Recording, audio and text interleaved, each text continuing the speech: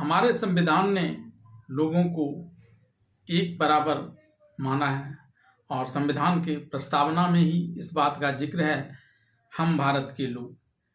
लेकिन हमारे ही वोट से जीतने वाले जनप्रतिनिधियों ने, क्योंकि वे कानून बनाते हैं, इसलिए उन्होंने अपने पक्ष में कई कानून बना लिए और इस कानून के द्वारा वे आम भारतीय जनों से, हम भारत के लोगों से हटकर एक विशिष्ट लोग की श्रेणी में अपने आप को समझने लगे।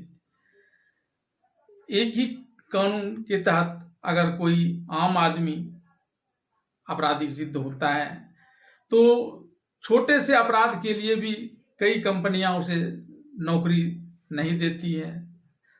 सरकारी सेवक होता है तो जेल जाते ही उसे सस्पेंड कर दिया जाता है।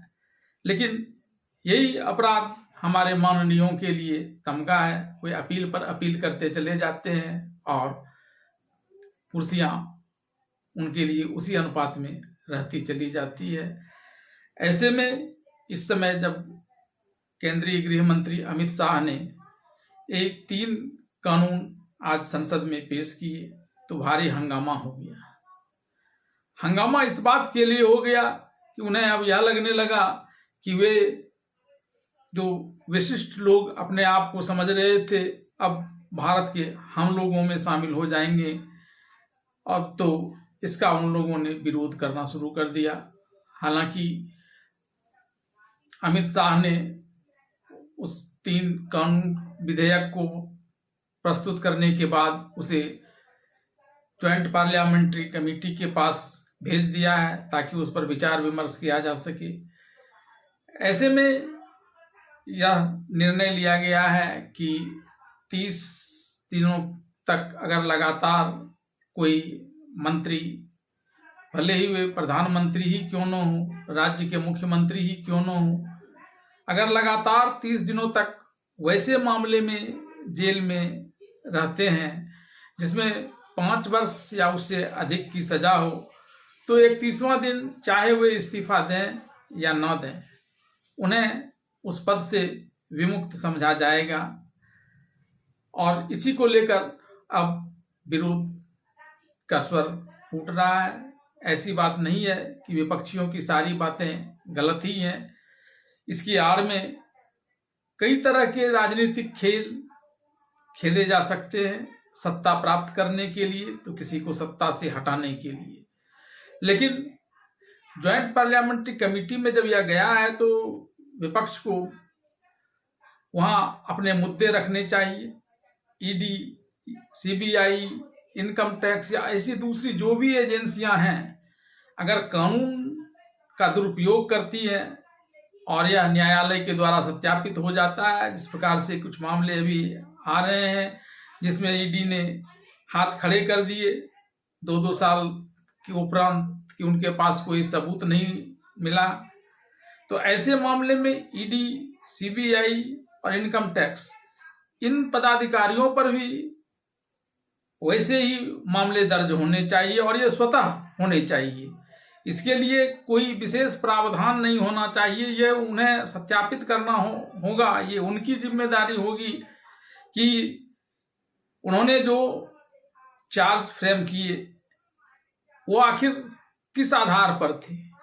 अगर वे आधार मनमाने ढंग से तय किए तो फिर उन्हें भी सजा मिलनी चाहिए। लेकिन एक शुरुआत जो शुचिता लाने के लिए संसद में किया गया है और जिसका दूरगामी प्रभाव पड़ेगा, विशिष्ट जन हम भारत के लोग में शामिल होंगे तो एक बड़ी बात होगी। आइए जानते हैं आज क्या क्या इस मसले को लेकर संसद में हुआ है।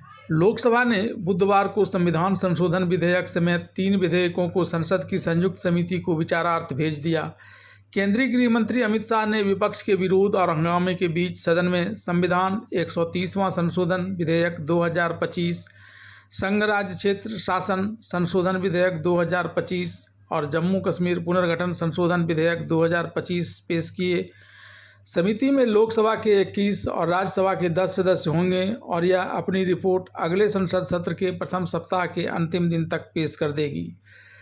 संविधान 130वां संशोधन विधेयक 2025 में प्रधानमंत्री, मंत्रियों और मुख्यमंत्रियों को गंभीर अपराध के आरोपों में पद से हटाने का प्रावधान है। अगर यह विधेयक एक कानून बनता है तो इस विधेयक के अनुसार गिरफ्तारी के बाद अगर 30 दिनों तक वह हिरासत में रहते हैं तो पीएम, सीएम और मंत्री स्वतः पद से हटे हुए समझे जाएंगे। विपक्ष के सदस्यों ने विधेयक को पेश किए जाने पर जोरदार विरोध दर्ज कराया है। विपक्ष की ओर से AIMIM के असदुद्दीन ओवैसी, कांग्रेस के मनीष तिवारी और KC वेणुगोपाल, RSP के NK प्रेमचंद्रन और समाजवादी पार्टी के धर्मेंद्र यादव ने विधेयकों को पेश किए जाने का जमकर विरोध किया। प्रधानमंत्री और मुख्यमंत्री को हटाए जाने वाले बिल को विपक्ष ने जमकर विरोध किया। हंगामे के बीच कुछ सदस्यों को तीनों बिल की प्रति को फाड़कर गृह मंत्री के सामने फेंकते हुए भी देखा गया है। जिस राहुल गांधी ने कभी अपनी ही सरकार के ऐसे ही एक विधेयक की प्रति को फाड़ दिया था, वे भी आज इस विधेयक के विरोध में संसद में बोलते हुए पाए गए। इस बिल को लेकर सदन में अमित शाह और वेणुगोपाल के बीच तीखी बहस भी हुई। कांग्रेस सांसद वेणुगोपाल ने कहा कि बीजेपी के लोग कह रहे हैं कि यह विधेयक राजनीति में शुचिता लाने के लिए लाया जा रहा है। उन्होंने कहा, क्या मैं गृह मंत्री से पूछ सकता हूं कि जब वह गुजरात के गृह मंत्री थे और जब उन्हें गिरफ्तार किया गया था तब क्या उन्होंने नैतिकता का ध्यान रखा था? गृह मंत्री ने वेणुगोपाल के बयान पर जवाब देते हुए कहा कि मैं रिकॉर्ड स्पष्ट करना चाहता हूं, मैंने गिरफ्तार होने से पहले नैतिकता के मूल्यों का हवाला देकर इस्तीफा भी दिया और जब तक अदालत से निर्दोष साबित नहीं हुआ तब तक मैंने कोई संवैधानिक पद स्वीकार नहीं किया। अमित शाह ने कहा कि ये हमें क्या नैतिकता सिखाएंगे, मैं तो इस्तीफा देकर गया था, मैं तो चाहता हूं कि नैतिकता के मूल्य बढ़ें। हम ऐसे निर्लज्ज नहीं हो सकते कि हम पर आरोप लगें और हम संवैधानिक पद पर बने रहें। गिरफ्तारी से पहले मैंने इस्तीफा दिया था। अब यह सारा चीज़ निर्भर करेगा कि ज्वाइंट पार्लियामेंट्री कमेटी इस पर क्या रिपोर्ट देती है, जिसमें सत्ता पक्ष और विपक्ष दोनों ही के सदस्य होते हैं। इसमें लोकसभा के और राज्यसभा इसके भी सदस्य होंगे।